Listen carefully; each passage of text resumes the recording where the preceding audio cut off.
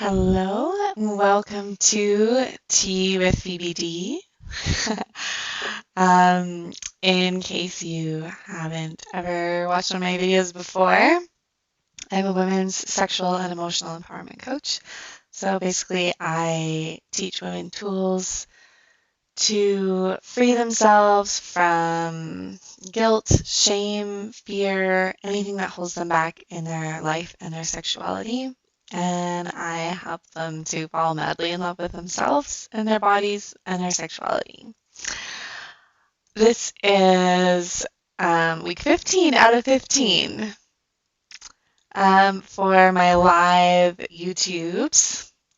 And starting in probably October, I will be starting Tea with Phoebe D back up again, but not live this time. It'll be a lot more professional, hopefully, and a lot more to the point with less ums and ahs, and probably look a lot better in the background and stuff. So I'm really excited about that.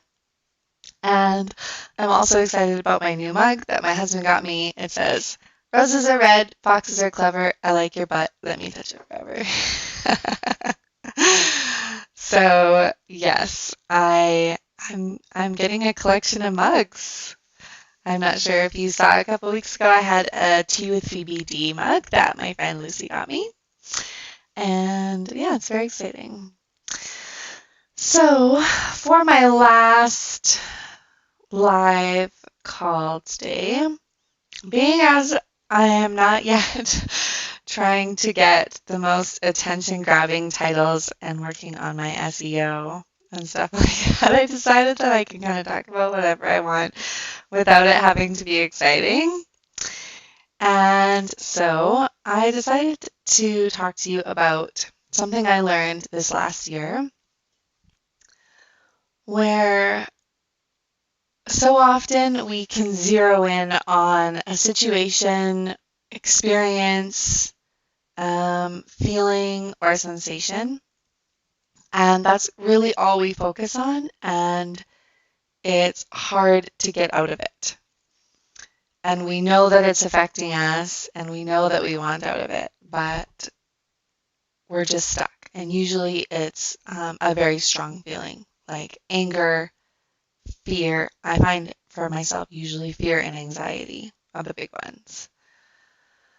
Sometimes sadness or depression. I'm not talking about clinical depression because I am not a psychologist. And I don't have a lot, I have experience with depression, but I don't have a lot of in-depth knowledge about it. So I'm just speaking to that feeling where sometimes you just get overtaken with the depression and you just want to sit around and cry all day. But you're not like clinically depressed.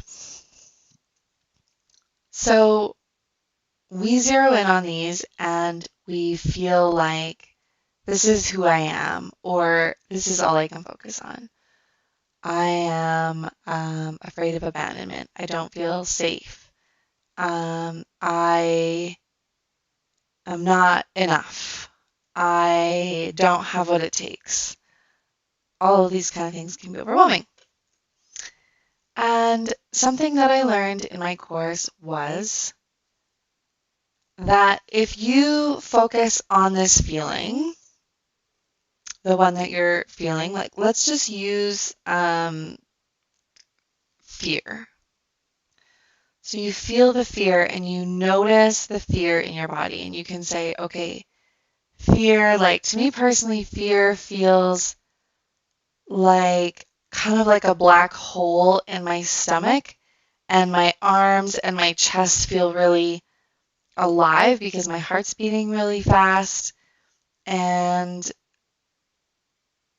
I can't really think as clearly about like conceptual things. It's more whatever's right in front of me. That's what I'm dealing with. And by virtue of just explaining to yourself and noticing what these feelings are, you can notice that that's not all of who you are. So you're not just fear, you're also the part of you that can notice that you're in fear and explain that you're in fear and what that feels like in your body. And by noticing where it is in your body, you can also notice where it's not in your body. So I'm going to just give you 2 examples. I was working with a client who was dealing with fear of abandonment, and she felt that in her stomach and chest. And I asked her, like, do you feel that fear in your legs? And she didn't. So then we worked with that, and she felt like her legs could be grounding and heavy and neutral. And so that's amazing. Great. So you're not all fear. You can feel fear and grounded at the same time.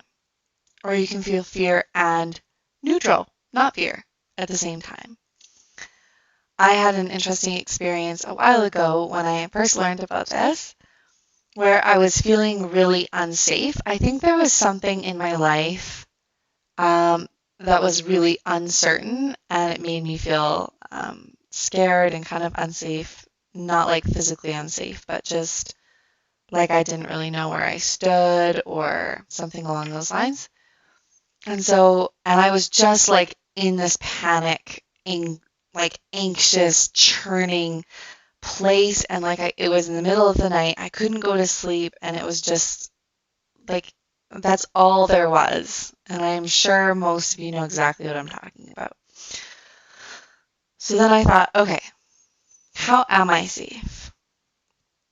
And I thought, okay, I am physically safe. I'm physically safe because I am in a safe country, in a safe neighborhood.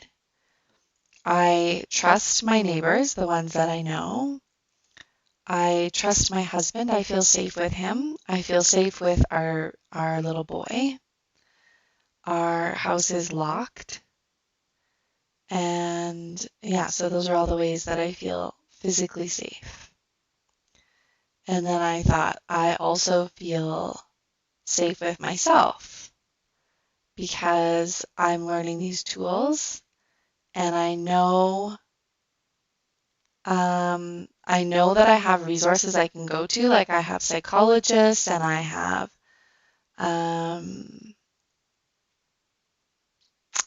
I have these people and a support network in my life. I have friends, I have family that I could turn to. So I feel emotionally safe with myself and with people I know. And so I felt safety and fear at the same time. So my kind of question to you is, what if you are more than just one part of who you are? And I mean, that seems obvious, but when we're in those situations, it doesn't feel obvious. So I would like to guide you through a tool. I feel like this live stream is like totally not very, on point. But anyways, so just close your eyes right now and think about an emotion that sometimes overwhelms you, whether it's fear or anxiety or sadness, guilt, shame. Those ones are big, anger. And just invite it in like it's a guest in your body. And just notice, like, where in your body do you feel it? Do you feel it in your elbows? Do you feel it in your knees? Do you feel it in your hair? If not, then where? In your stomach, your chest, your throat, your limbs? And what does it feel like? Does it feel heavy and sludgy? Does it feel like fire? Does it feel like churning? Emotions, they're not just in your head, they're in your body. They actually have psychological effects. So, where do you feel it in your body? And then as you feel it, notice that there's parts of you that don't feel that way.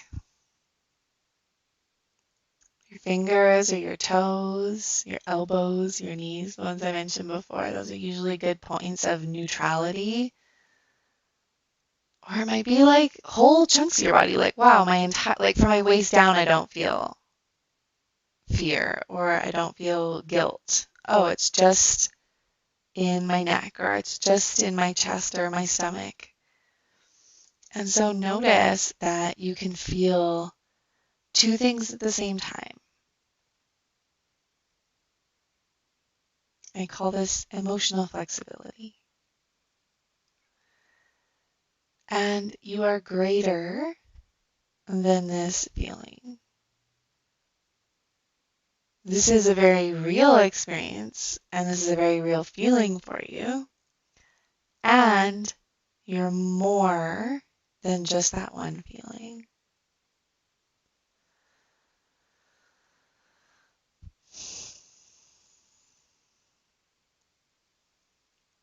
I invite you to try that next time you feel overwhelmed by a feeling or a thought or an experience. See if you can feel for something additional.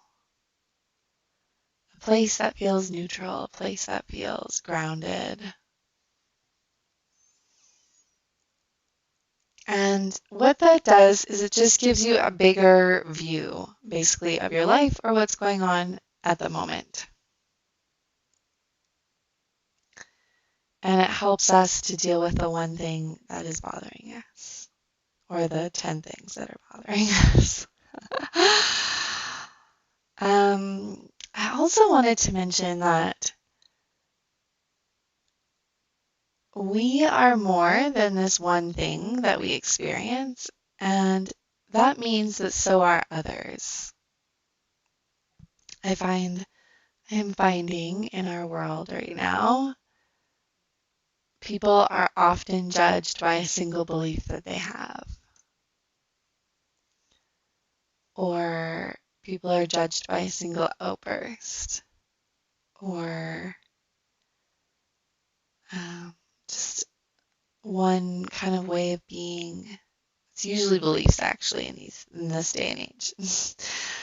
And what if that person is more than that? What if they're more than just that one belief? What if they believe something that you think is crazy or is against your beliefs, but they're also really kind and they're a good parent? What if they believe something opposite as you, but they're really honest? What if people are not we often bring people down to a single thing, and that's what we judge them on.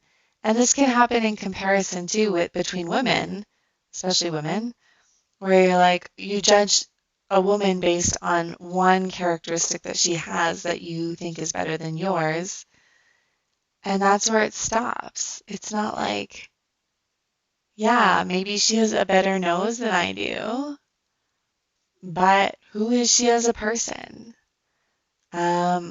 Maybe she's jealous of me for something that I have. Maybe I would never want her life or her body. Maybe the grass isn't greener on the other side. And so maybe we can see other people through the same lens that we see ourselves in the same way, that you are more than one aspect. And what if you could welcome all of you, every part of who you are? And that's easier said than done because it took me about a month of learning and really trying to understand this concept before I could welcome my shame. And it was one of the most terrifying things I've done, because I was afraid that if I welcomed it in, it would take over my life. I felt like I was just keeping it at bay a lot of the time, and like, who the fuck knows what would happen if I welcomed it in. But when we welcome every part of us in, it's beautiful, and it stops controlling us. And it stops having to yell, and it starts just talking to you. It doesn't have to, it stops being like so loud in your face that it overwhelms you, like I was mentioning earlier. Usually when something's overwhelming us, it's because we're ignoring it or we're trying to repress it or suppress it or anything, something like that. So if we can, looping back to the beginning, if we can anchor into that, we are more than that one feeling or sensation or experience. And so then we can feel more able to deal with it. Then we can actually face it head on, and we can listen to it and deal with it.